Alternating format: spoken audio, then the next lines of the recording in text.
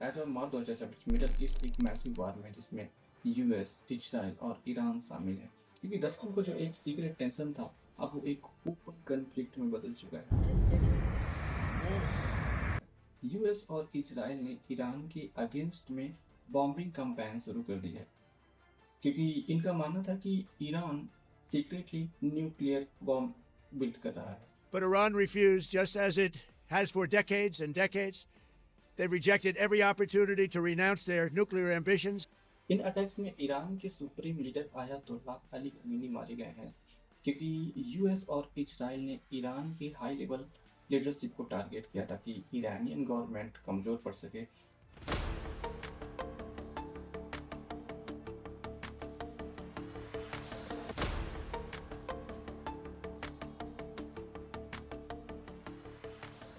जवाबी हमले में ईरान ने भी इजराइल और यूएस बेसेस पर मिसाइल फायर किए हैं।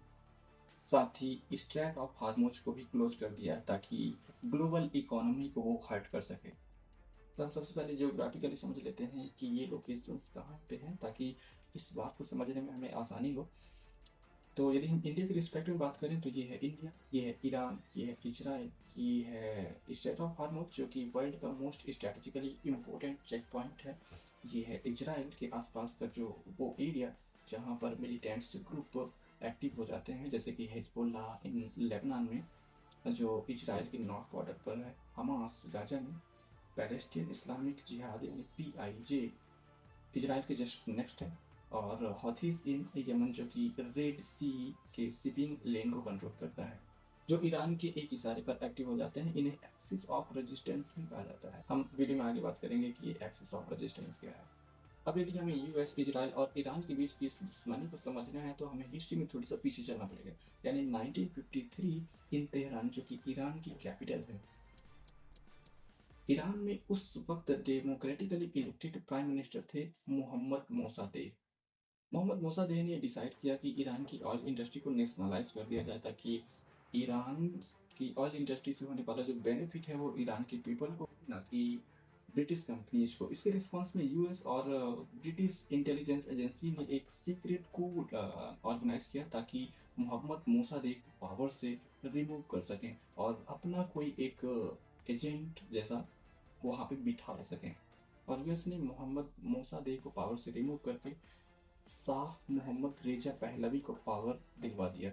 मोहम्मद शाह पहलवी एक ऐसा व्यक्ति था जो यूएस कल्चर को काफ़ी फॉलो करता था। शाह वेस्टर्न कंट्रीज के प्रति काफ़ी फ्रेंडली था और इसी वजह से यूएस ने ऐसे व्यक्ति को यहाँ पे बिठाया था ताकि अपने इस ऑयल इंटरेस्ट को बचा सके। आपको बिलीव होना हो 1953 से 1979 तक इजराइल और ईरान एक अच्छे दोस्त हुआ करते थे, क्योंकि उस वक्त उन्होंने अनुभव किया कि वो अरब दुश्मन नेशन से जो है तो घिरे हुए हैं। इजराइल के first prime minister David Ben Gurion ने पेरी फेरी डॉक्ट्रिन क्रिएट किया। पेरी फेरी डॉक्ट्रिन मतलब यदि एक देश है, देश के चारों तरफ यदि दुश्मन देश है तो दुश्मन देशों के चारों तरफ एक फ्रेंड नेशंस बना लेना या एलाइंस बना लेना। ऐसे में इन्हें जरूरत थी ईरान और टर्की जैसे एलाइंस की ताकि मिडिल ईस्ट में इजराइल सर्वाइव कर सके।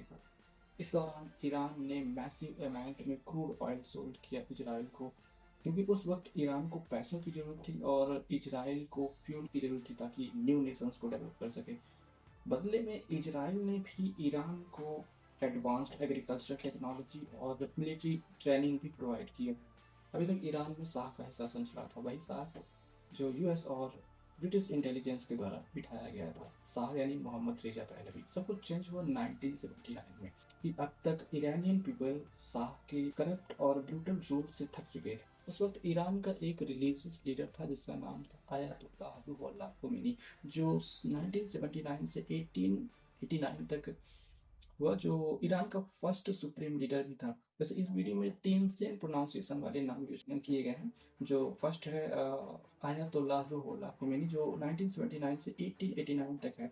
इसके बाद आयतुल्लाह अली खुमैनी जो 1889 से 2026 तक जो हाल ही की स्ट्राइक में मारा गया, और उसके बाद उसका सन जो 2026 से आगे रूल करेगा उसका सेम ही नाम है अयतुल्लाह मुज्तबा खुमैनी, क्योंकि खुमैनी चाहता था कि शाह यानी जो एक प्रो वेस्टर्न मोनार्की था, यानी यूएस के प्रति काफ़ी फ्रेंडली था, उसके कल्चर को काफ़ी ज़्यादा पसंद करता था, को चाहता था खुमैनी कि उसे रिप्लेस कर दिया जाए और उसके उसके जगह एक स्ट्रिक्ट इस्लामिक रिपब्लिक आ जाए। खुमैनी जैसे ही पावर में आया, यूएस को ग्रेट सैटन यानी बड़ा शैतान और इजराइल को लिटिल सैटन यानी छोटा शैतान डिक्लेयर कर दिया, क्योंकि खुमैनी का मानना था कि ये एक इंपीरियलिस्ट पावर है और इस्लाम को डिस्ट्रॉय कर रहे हैं।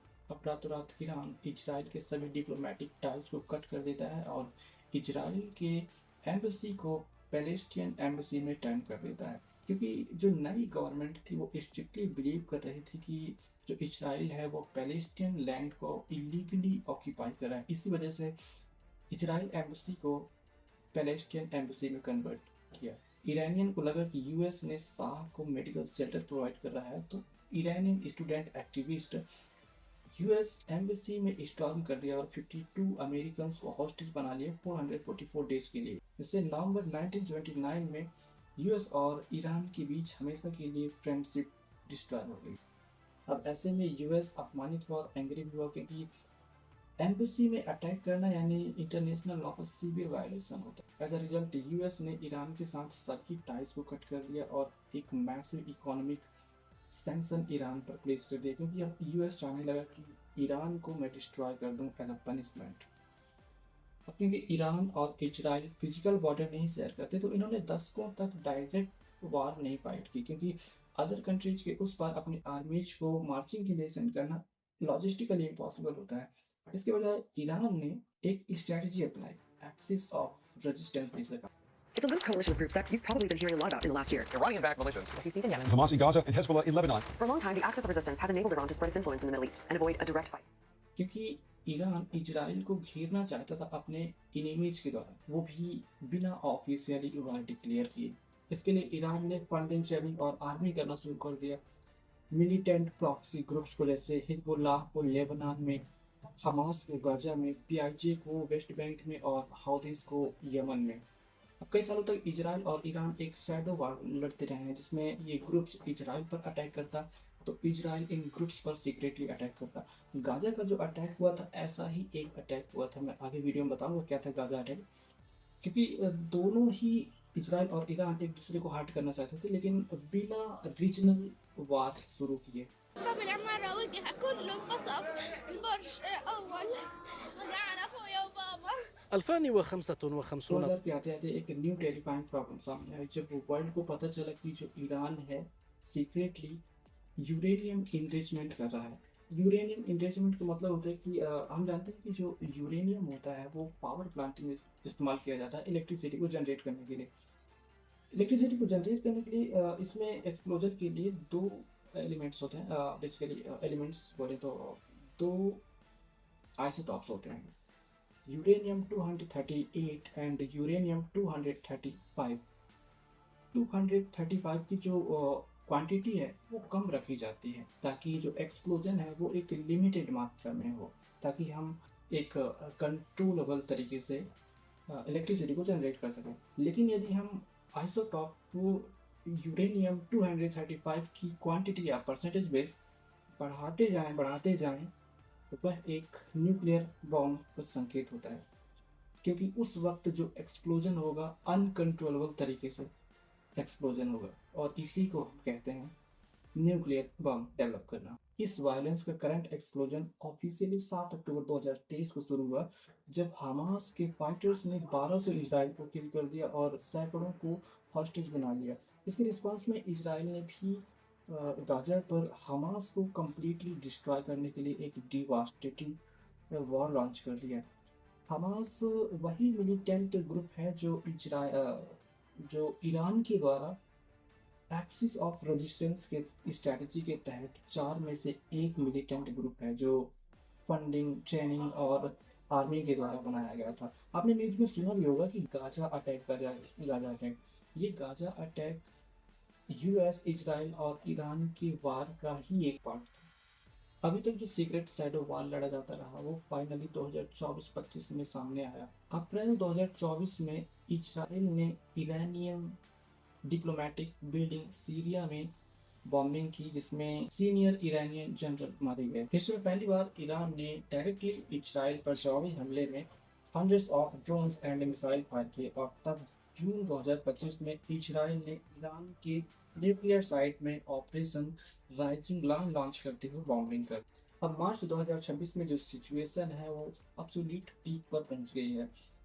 ईरान पर किए गए स्ट्राइक्स की वजह से जो ईरान का सुप्रीम लीडर था मोहम्मद अली खुमैनी, वो तो मारा गया है। उसकी जगह थर्ड सुप्रीम लीडर यानी कि मुज्तबा खुमैनी को चुन लिया गया है। ईरान ने स्ट्रेट ऑफ हार्मोज को क्लोज कर दिया है। वर्ल्ड का 20% ऑयल जो है स्ट्रेट ऑफ हार्मोज से ही पास होता है। अब ऐसे में इंडिया जैसी कंट्री के लिए एक मैसिव क्राइसिस है, क्योंकि इंडिया 85% ऑयल यहीं से पास करती है। ऐसे में फ्यूल के प्राइस बढ़ सकते हैं और फूड भी एक्सपेंसिव हो सकता है, यानी कि इन्फ्लेशन बढ़ सकता है।